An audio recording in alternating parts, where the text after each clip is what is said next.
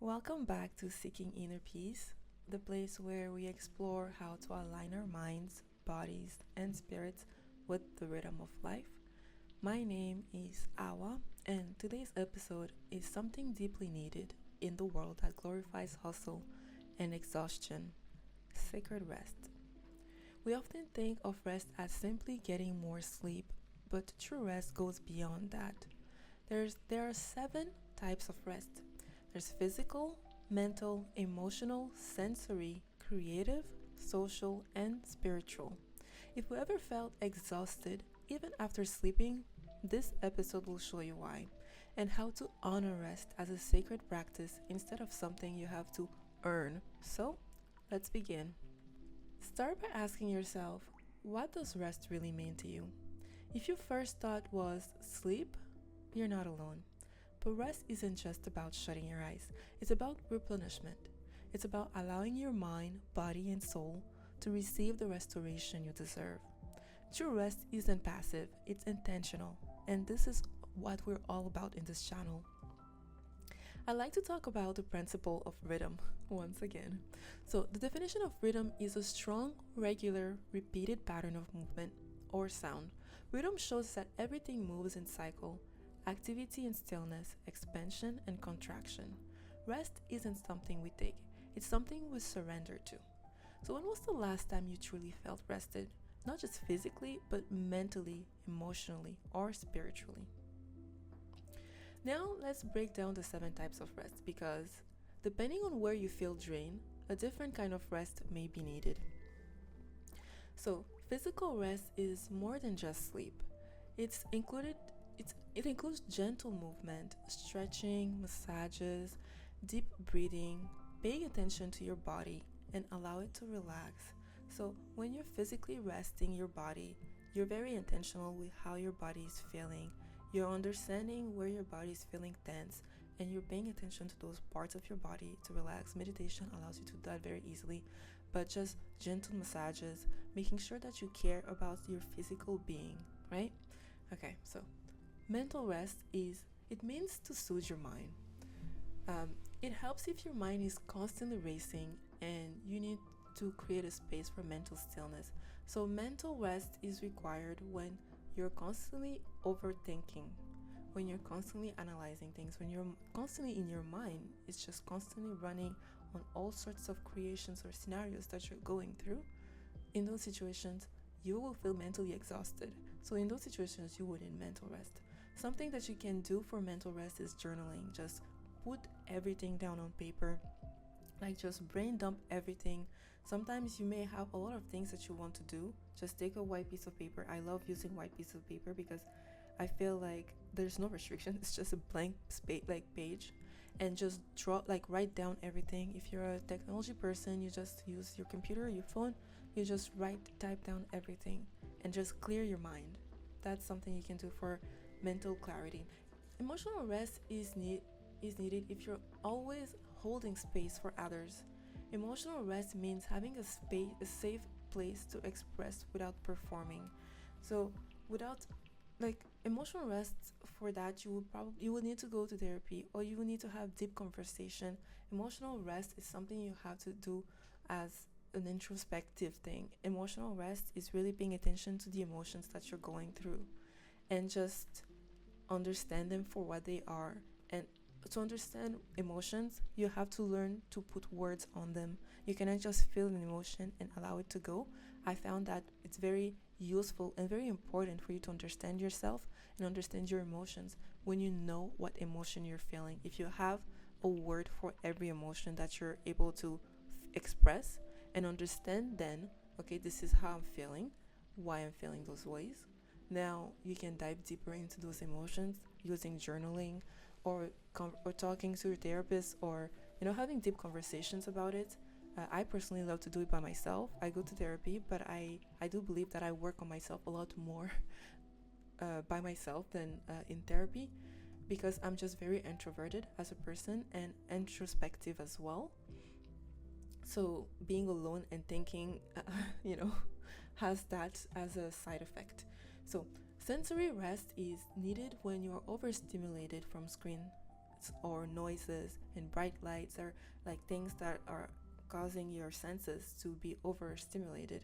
So in those situations, you will need intentional disconnection. Like you would need to just spend time in nature or be in a completely dark room. Close the blinds, close the door, make sure that nobody's disturbing you. Just stay there for like 5 minutes, okay? 10 minutes. As long as you can stay there or can spare 2 minutes, it's fine too.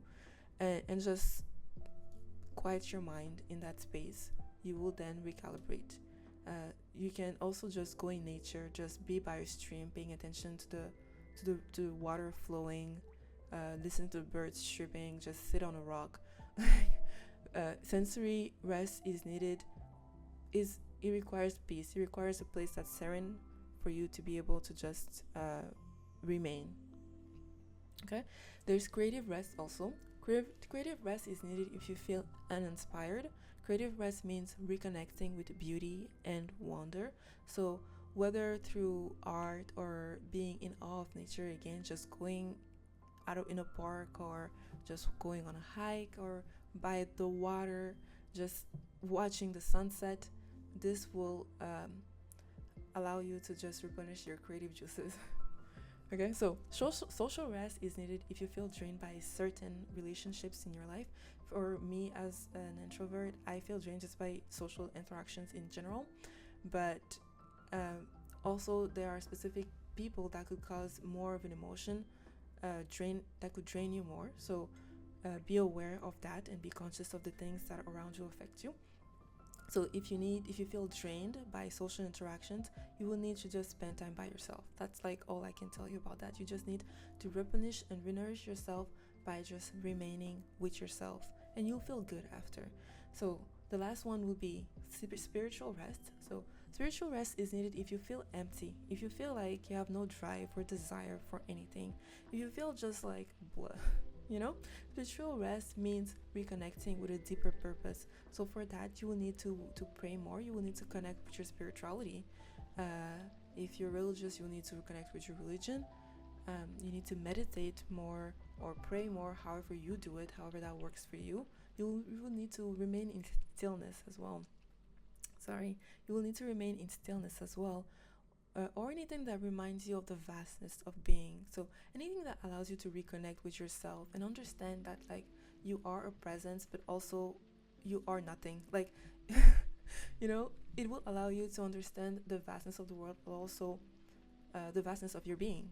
So spiritual rest will allow you to go back to this understanding of who you are and how you fit in. So, which types of rest do you feel like you need more right now? And which types of rest are you most deprived of?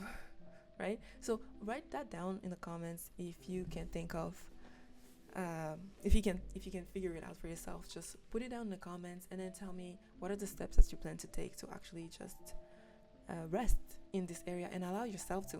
Okay, so many of us struggle to rest because we've been conditioned to equate our worth with our productivity. But rest is not laziness. Rest is not a reward for hard work. It's a birthright. We have to understand that we deserve it. Like, we just have to understand that it's something that we should have. It shouldn't be a question. You shouldn't have to justify needing to rest.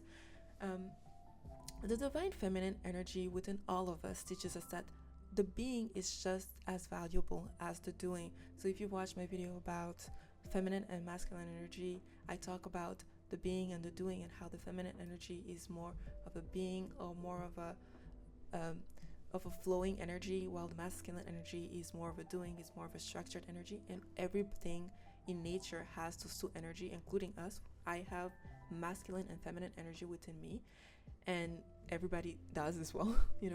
So let's talk about balance.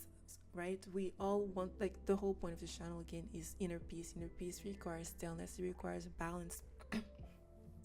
And this comes again from the feminine energy, right? It's yin, for example, is, so if we're talking about yin and yang again, when we're talking about balance, yin is rest, it's stillness, it's intuition. Yang again is the masculine, so it will be action, it will be movement, it will be ambition, it will be structure. So those two are essential, and we really do need to have a harmony with those two elements of ourselves. So if we constantly operate in the yang mode, we're always going to be pushing forward, and we're always going to deplete ourselves. So we also need the yin to rest and remain still in our energy and replenish ourselves. So the sacred rest is about reclaiming the yin energy, okay? Stillness, the receiving, the softness. And that's what we're all about here. What beliefs do you hold about rest? Do you feel guilty when you rest? And if so, why? Have you been raised to feel like you need to do something all the time? Comment below. Now that we understand the depth of rest, how can we invite it into our life as a sacred ritual?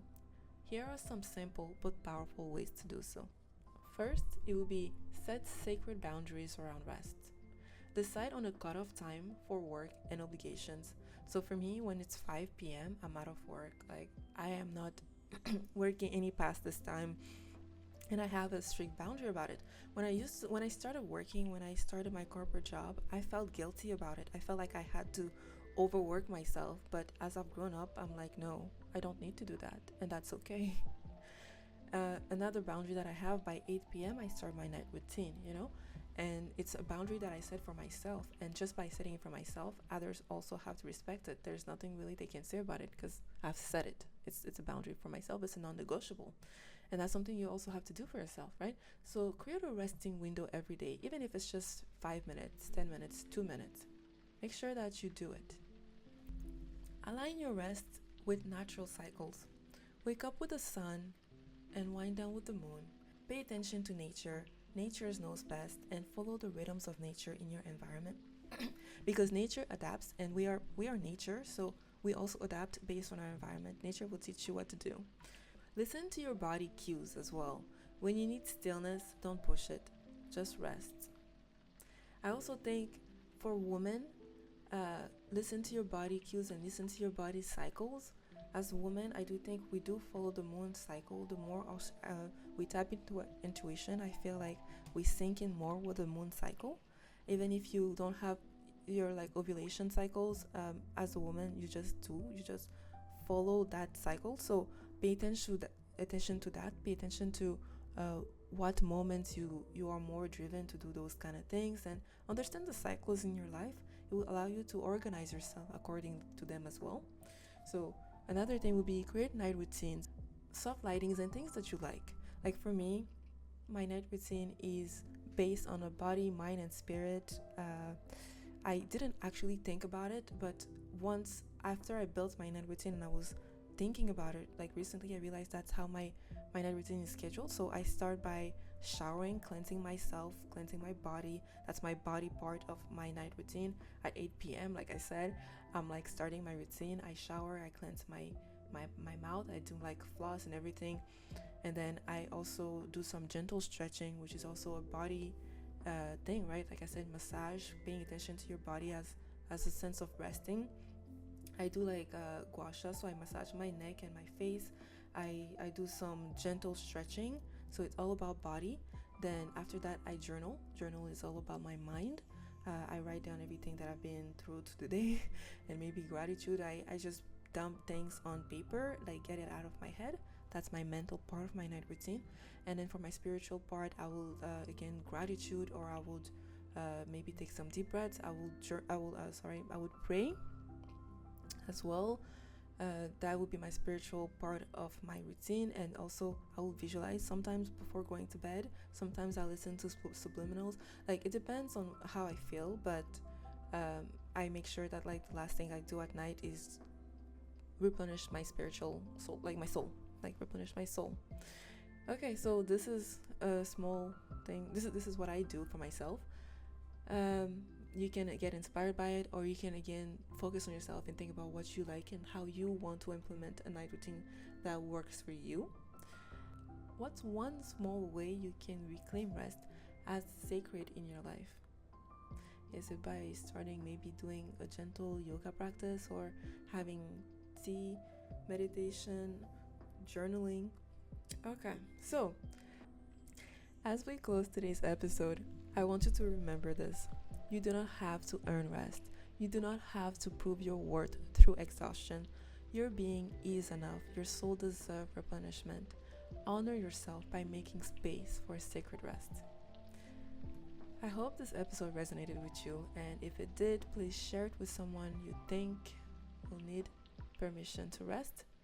If you enjoyed this content, be sure to subscribe and leave a comment. I appreciate your time, and I'll see you next time.